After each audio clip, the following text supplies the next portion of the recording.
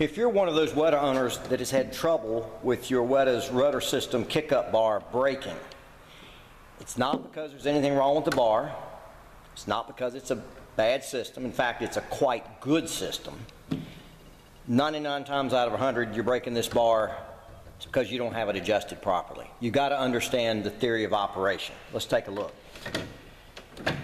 If your kick-up bar is adjusted so that with the rudder completely down, it simply drops into this hole, the bar is straight.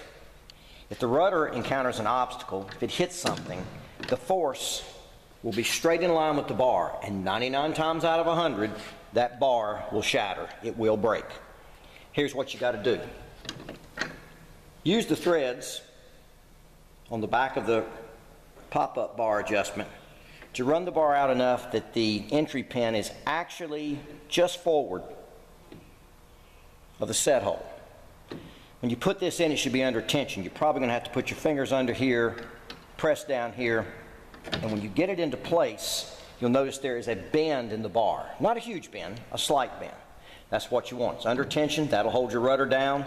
Not going to pop up in high wind conditions. But if you hit something, if you make impact with the bottom or something in the water, we'll say, now that force, instead of traveling straight back, serves to bend the bar that much further, and when that happens, it will pop. And although I know that sounded bad, there's no damage to that bar. You can do it 1,000 times, you're not going to damage the bar. But that adjustment is critical.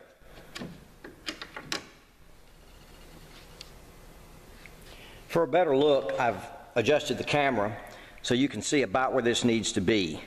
The set pin needs to be roughly between the set hole and that forward rivet. As long as you've got it right there, and this bar is under some tension, you're not going to break it if you impact something, nor is it going to pop up unexpectedly on a high wind day. I know it's a little tougher to do this when you're launching the boat, particularly if there's an onshore wind and you feel like you need to get the rudder down quickly. But remember, you can steer with the sails too. Typically, if you sheet in the main, the boat's going to head up. So take advantage of everything the boat offers. But stop breaking these bars.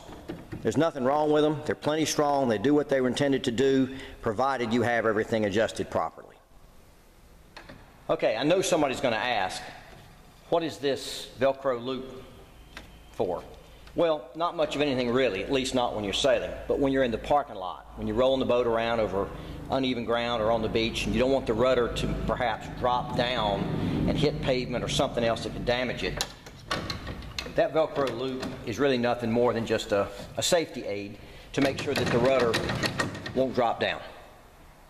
It's worth doing.